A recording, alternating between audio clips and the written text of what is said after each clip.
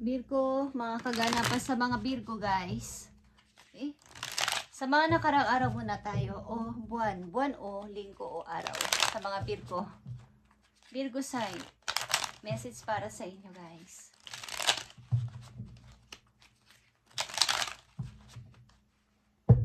Para ito sa mga Virgo. Okay, Virgo.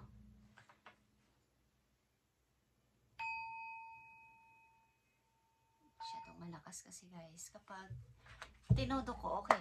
Virgo, para to sa inyo. Mga nakaraan yung buwan, araw o linggo. I need for message sa mga Virgo. Virgo.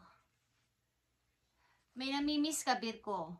Okay? Yung mga nakaraan. Bawa kasama nyo ang inyong family, mother or father. Is meron kayong namimiss. At ang ilan sa inyo ay okay. Oops. King of Swords is here. Aquarius energy ito. Mga nakaraan yung buwan guys is medyo naglaylo kayo, okay? Medyo kailangan ko munang yung emotion ko ay huwag masyadong madrain. Kailangan kong magpahinga. Huwag munang tumanggap ng mga tawag, ng mga text, ng mga salita ng iba. Gusto ko muna ng katahimikan. Gusto ko muna makapag-isip. Okay. At iba't ibang nangyari sa inyong buhay, guys. Iba't iba. Mga nakakashock, may mga good news, may mga bad news. Something. At ang ilan sa inyo ay nakaseparate sa inyong mahal sa buhay o mahal na asawa, mahal na kasintahan. Okay, nakaseparate. Sabihin, temporary, wala mo nang imikan. Okay. Para sa mga nag-aaway na mga sundalo, ceasefire. Okay. Wala mo nang bungangaan. Okay. So, dito ang Nine of Swords. Something na kayo ay hindi na pagkakatulog sa nangyari ito, guys. At medyo mahirap. Can't move. Can't move. Can't decision. At can't talk din. Hindi rin ako makapagsalita pa. Dahilan sa inyo sumihingi o gustong humingi ng sorry sa person na to o sa tao na yon. Okay? Kung sino man ang involved sa buhay ninyo. Gusto nyo maghingi ng sorry. Something na kayo ay naglalaylo muna this time. Kung ito'y pag-ibig o sa iyo sitwasyon. Okay, Virgo. Tingnan pa natin ang mga message dito for you.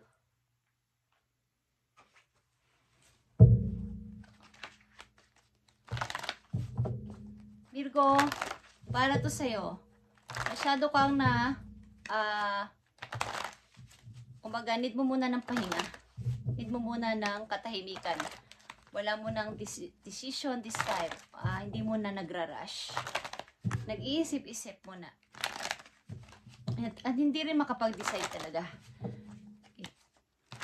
Tingnan natin ang inyong maaaring kasalukuyan. Okay? O yung mga naiisip ninyo o mga nangyayari sa inyo. Ano ba ang dapat nang mangyari dito? Okay, love nyo pa rin ang person na to.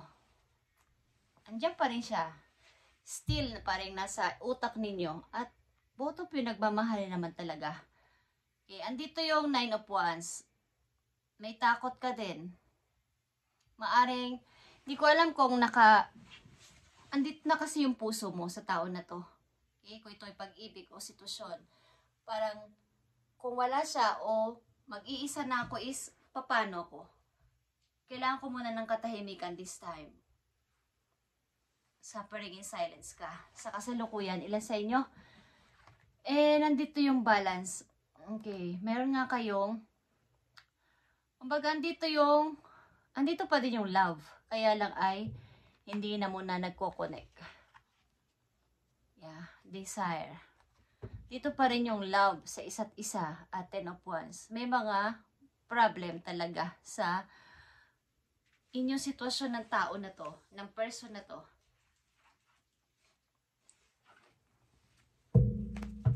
Maaring may muna kayo. Call off ang mga Virgo sa kailang mahal na to. Meron mo ng pag-iisip-isip. Something. Okay? Tignan natin ang message sa'yo ng person na to, Virgo. Mukhang may gusto dito mag-sorry. Ikaw ba to, Virgo? Gusto yung mag-sorry sa'yo? Karelasyon. Message sa'yo na yung person, Virgo. Okay. I love you so much, Virgo. Yan ang sabi sa'yo ng yung person. I love you so much. At ano pa? I can't right now. I can't not right now. Okay. Hindi pa siya handa sa ngayon. Kumbaga, hindi pa ito yung tamang pagkakataon na tayo ay mag-usap o magkita. Mayroong pinag-iisipan dito o may nag-iisip na tao sa sitwasyon. Our love will never cease to exist. Okay. May nagsasabi nito.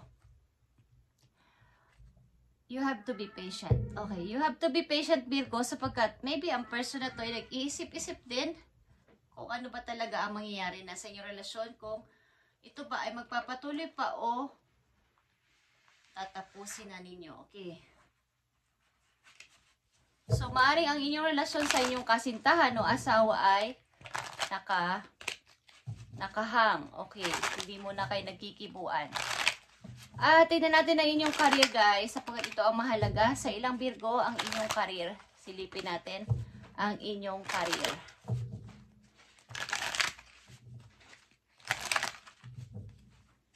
Para sa mga Virgo, career ninyo, guys, o finances. Partnership is here, guys. Kailangan nyo siguro ng collaboration galing sa ibang tao para kayo makabuo ng, maaring kayo ay mapag-isip o nag-iisip na mga new idea na gagawin ninyo. So, kailangan nyo lang ng partnership or kasama dito. Consider finding a partner who can feel and experience you're lacking. Okay, yung katulad ninyo ng iniisip, katulad ninyo ng passion, ang kailangan ninyong partner dito. At maaring kayo ay nauugnay o mas fit sa inyo ang mechanic, may kinalaman sa mechanic o yung mga nag-aayos ng mga kotse, something may kinalaman sa kotse ang inyong bagay na trabaho. Yung mga mechanic and automotive or nagre-repair. Technician, okay. And you can fix your finances easily, but some sacrifice may be required. May mga sacrifices din kayong maranasan, kaya lang kung kayo ay naubusan ng money o nauubusan ng pera sa kasalukuyan o nauubos ng inyong ipon, kaya nyo naman tong mairesolbahan sapagkat ang mga Virgo ay matatalino, mag-isip, okay? Kailangan nyo lang dito ng partnership, something makakakulab na tao sa inyong iniisip na mga bagong idea. You're creating a strong and successful partnership. Certain relationship could be limiting your success. Okay. Minsan din kasi ang inyong about sa career, pag napapagsama na yung love, ay nagkakaroon ng complex. Okay? Hindi nababalance ng maayos. Kaya, ang ilan sa inyo ay, sa halip na marami yung, tama lang ang, pareho lang ang percent sa love and career, minsan sumusobra yung love, minsan sumusobra yung sa career. So, hindi na iiwasan yung hindi magandang samahan sa pag-ibig sa inyong relation o ng inyong kakoneksyon. Okay, maaari ang ilan sa inyo ay sobrang busy sa work at nawawalan ng time sa inyong kaasintahan o asawa. Ang ilan naman sa inyo ay masyado nyong love ang tao na to at nawawalan kayo ng focus sa inyong ginagawa o career. Okay. So, ang ilan sa inyo ay bagay o nakalinya kayo sa mga automotive o technician, yung mga may kinalaman sa pagre-repair or sa mga kotse. Kailan sa inyo? Sa mga Virgo na nandito sa reading. At sa ngayon, maaring kayo ay call off o hindi kayo nag-iimikan ng iyong kasintahan o asawa. But, andito yung love. Andito pa rin yung love. Kaya lang ay suffering in silence kayong dalawa. Kumbaga, ayaw nyo munang magsalita at magdesisyon this time. Gusto nyo muna magpahinga o ipahinga nyo yung sarili sapagkat parang ang dami nyo nawalang tulog o hindi kayo nakakatulog sa mga nakaraang linggo o buwan. Okay. Virgo, tingnan natin ang paparting na message for you. Para sa mga Virgo ito, ibigay mo ang tamang message sa mga Virgo, paparating na message sa kanila. Maaaring simula sa araw na to, paparating na message sa mga Virgo, ibigay mo ang tamang message sa kanila, please. Okay, guys. Ako ako dito guys ay meron ganito palagi sa bahay. At sa pag umaalis ako, mismo ako ang gumagawa nito. Okay? Kung pwede rin kayong gumawa ito sa sarili ninyo. Pwede itong pang massage or pang gamot kung saan-saan kayo may mga masasakit. At inyong ipagpipray bago nyo ilagay itong mga sangkap na gusto nyo ilagay. Yung mga something globes, laurel, rosemary, mga ganun. At lalagyan ninyo ng papag-pray nyo ang ilalagay ninyo dito mga essential oil o kaya especially lalagay ko talaga dito mga essential oil or olive oil. Okay, at minsan gumagawa ko ng lana din, kaya lang hindi ko na napapag-anuhan ng oras. Kung may mga anak kayo is, pwede yung pangmasad sa mga anak ninyo, guys. Okay, Virgo, tingnan natin ang paparting na message for you.